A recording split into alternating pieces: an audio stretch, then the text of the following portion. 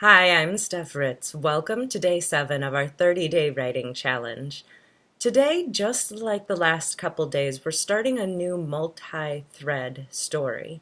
So today we're starting a 3-piece, and I want to explain it all so you know how to look at it separately as well as where we're going. So over the next couple days, we're going to be looking at who is your community, your tribe, and your audience. And these are 3 separate questions. Typically, the way that I look at it is that your audience is the general population of anyone who might happen to come across who you are and listen for 2 seconds, or cross your face, or stumble on a page, or general population, right? Cold, never heard of them, they've never heard of you. The community are people who've heard of you, but they might not have worked with you, and they might have as well.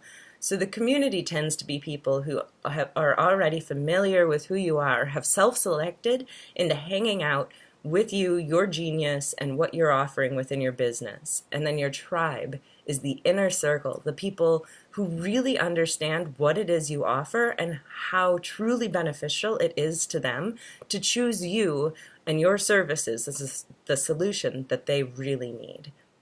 And so today we're only looking at one of those 3 pieces, and where we're going to start is your community. And whether you share who your community is, whether in relation to audience or to tribe, or you give a standalone example, doesn't matter. What matters is that you differentiate between the 3 different types of people who come your way. So an example of this, of who is my community, when I look back a few years ago, there's a kitty hanging out. When I look back a few years ago, after I got really sick and I didn't have an immune system, I didn't know how to continue with my business, and so I transitioned everything online. In order to do that, I reached out to a friend who is a virtual assistant, and she started outsourcing a couple of tasks here and there to me.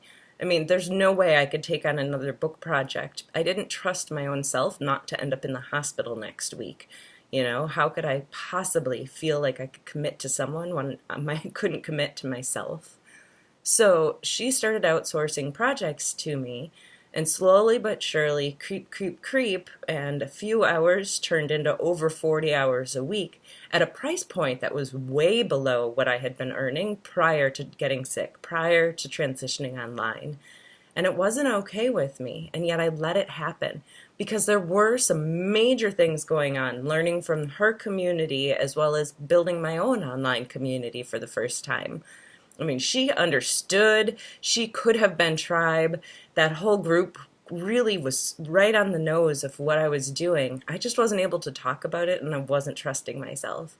I mean, they had me writing sales pages and website copy and doing voice branding and social media. In the meanwhile, I learned all sorts of skills of how to market myself online and how to do it strategically with my own voice and with words, right? I'm a content creator. That's what I do. We create words that express who you are so other people can find you.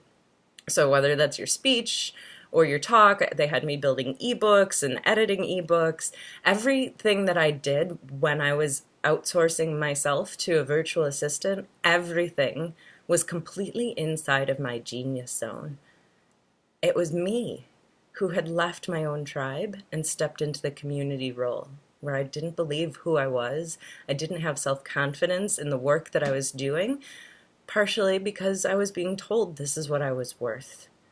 And it took a long time for me to be able to stand up for myself and to change that role. So who are you?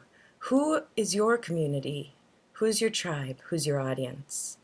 Today, I ask you to focus on just who is your community and share with us. Again, I'm Steph Ritz. Go ahead and like this, comment, and whatever you do, just write, write, write.